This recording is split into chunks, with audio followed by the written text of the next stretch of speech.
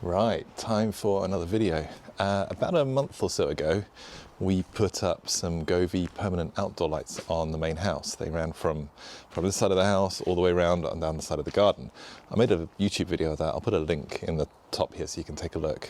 But that worked really well. The lights look really good at night. So during the recent Prime Day, we decided to get some more Govee lights, but this time to put around the garage. For the house, we use the permanent outdoor lights, the little dome-shaped lights, or the lights that create the little dome-shaped light patterns on the side of the house. But for this one, we decided to go for the outdoor light strip instead. So let me rewind a week, show you how I put it up, then we can come back to here and fast forward again, and then we'll do a quick demo of what it looks like on its own, and also what the two of them look like together. Yeah. Enjoy the video and see you at the end. Okay, let's see what's inside this box. So let's open it up and see what we get.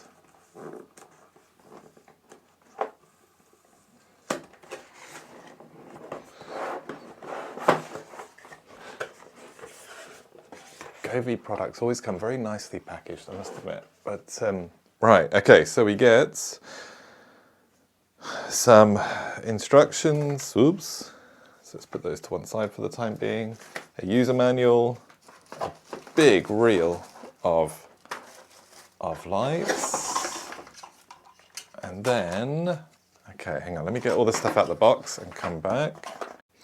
Okay, right, so we've got a big reel, 10 meters of outdoor lights. It's going to be interesting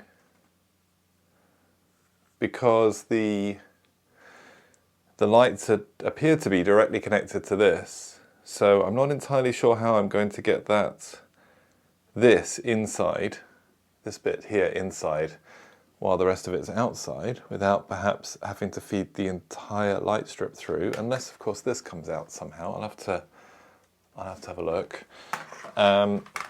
Also get the power supply itself with a waterproof barrel jack. Some fittings here. Some fittings that look like they're screw in, which is cool. Some cable ties, alcohol prep wipes, and some instructions. So I guess I need to go off and read all these things and then get out there and start doing it. Before installing anything, I first tested the light strip just inside the house. So I laid it out and turned it on. And initially I actually thought it was broken because only a portion of the light was working. And then every now and again it would flash the whole strip. Eventually I worked out that it was by default set on music mode. So it was reacting to my voice or to movement. So just a word of warning that it might be, that is by default. After that, I then set it up within the app, which was dead easy. The Govee process is pretty straightforward. You just search for any new devices, add them in, give it a name, join the Wi-Fi, all that sort of thing, and download new firmware, and then it's all ready to go. So I would definitely recommend testing everything before you go to actually install it on the house. The last thing you want to do is get it onto the wall, get it up and set up, and then find out that you've got a problem that means you need to return it and get a replacement. So definitely test it out first. After testing, it was then on to actually installing it. So the first thing I did was I got up on the ladder and cleaned down the fascias and the soffits so that the strips had a nice surface to stick to. Okay, so I have cleaned down the fascias and soffits. I know where the lights are going to go. And now I need to start sticking them down. But there's one slightly difficult bit, which I alluded to in the unboxing section, which is that, in fact, hang on, let me just turn this camera around. Okay, so this is the strip light, and then it goes into the switch, which then connects to the power supply. But you can't disconnect the switch from the light. Ideally, it would have been great if there was one of these connectors somewhere along this piece of wire, because then that would allow you to feed this wire in from outside to inside to then connect it to a plug socket on the inside of the house. But instead, you can't. And unless you make a hole that's that size, you can't feed it outside to in, you have to feed it inside to out. So what I'm going to have to do is I've made a hole, I'll show you in a second. It's a 20 mil hole, and now I'm going to have to do the really laborious job of trying to feed this from inside to out through that hole. So I'm going to try and ask my daughter to help me with that. So she'll be on the outside putting it through while I push it through from the inside. And hopefully we're not going to snag or damage the light in any way. So let's see. Let me just quickly show you the hole and then we'll go from there. Okay, that's the hole, 20 mil hole that goes up through and then comes out up there. So I'm gonna have to go up this ladder here, try and feed it through, find that hole and feed it through, and then, yeah, hopefully it's not too difficult. Luckily, it actually wasn't that difficult to run it through. My daughter did a fantastic job helping me out. Now it's down, I need to actually install it. The first thing I needed to do was to put the clips up. You can see those clips there. I spaced them evenly, I worked out the distance, spaced them evenly, and then attached them to the fascia and the soffits. Then it was a case of actually sticking them up, which was pretty simple once those clips were in place. Okay, so there's the first length up. I think this looks okay. So I just got to do the side now, and then hopefully that's pretty much job done. Oh, just for the corner, this is how I did the corner. It was the recommendation from the manual is to fold it around. So there will be a section that is exposed, as in a section of the sticky stuff that will be exposed. Hopefully that won't cause any issues. Okay, let me just quickly show you how I'm putting these clips up, and I'm using a shim very much like the previous video, the Govee Permanent Outdoor Lights that I put up on the main house about a month or so ago. Right, so what you need to do is put these little clips up, and to do that I am using the shim, and now let me try and turn the camera around. I'm using the shim like so. I'm using the shim like so. So I put this up against the wall. It's very difficult to do this with only one hand. Then put this up so that it's absolutely pressing against the shim, and then I know that it's always going to be the same distance. Each of the shims is going to be the same distance away on the underside of the, oh, is that the fascia? I always get the fascias and the soffits the wrong way around, but anyway, on the underside of this piece here. Then I mark the hole, use a bradawl just to make a little hole, and then screw it up, and then I move on to the next one. Easy as that. So after that, it was just a case of putting the clips up and securing the lights to the side of the garage, and then it was all done. Here the lights are on during the day. You can see it's all working exactly as expected, which is great. Obviously the next step is to show them at night, but before that, let me just quickly give you a quick rundown of some of the features within the app, and then we can move on to the actual light demo at night.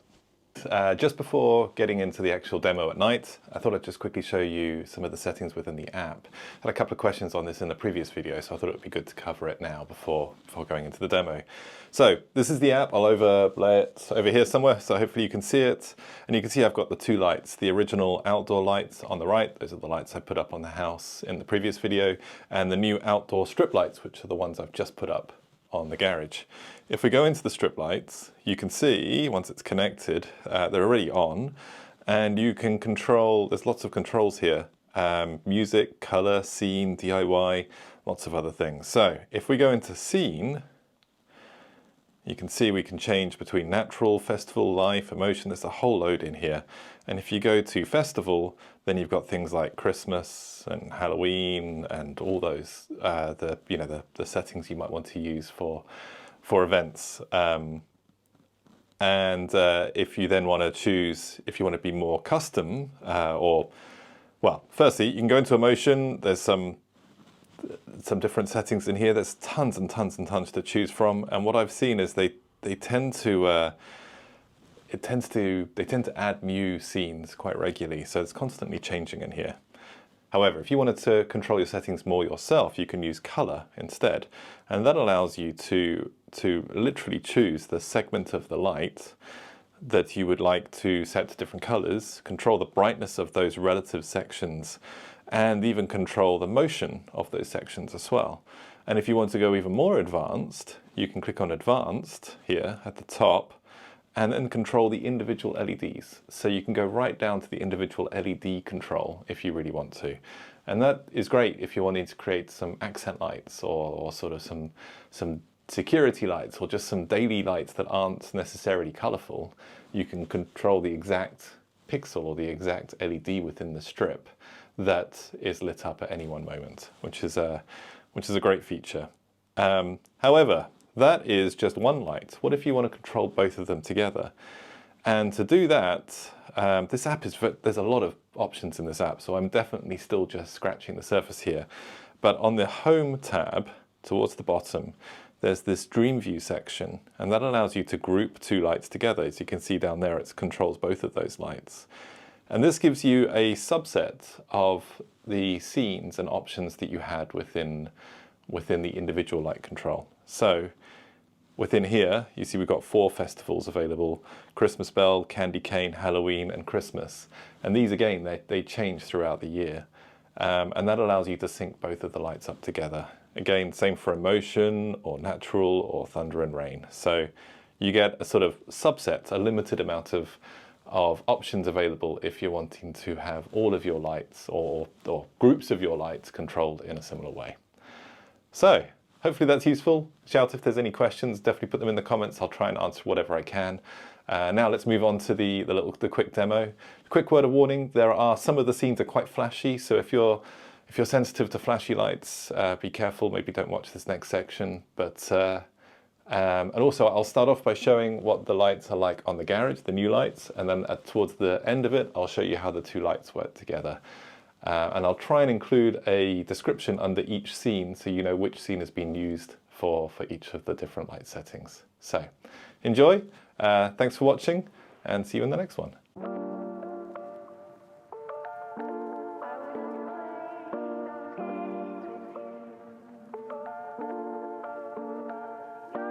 Oh.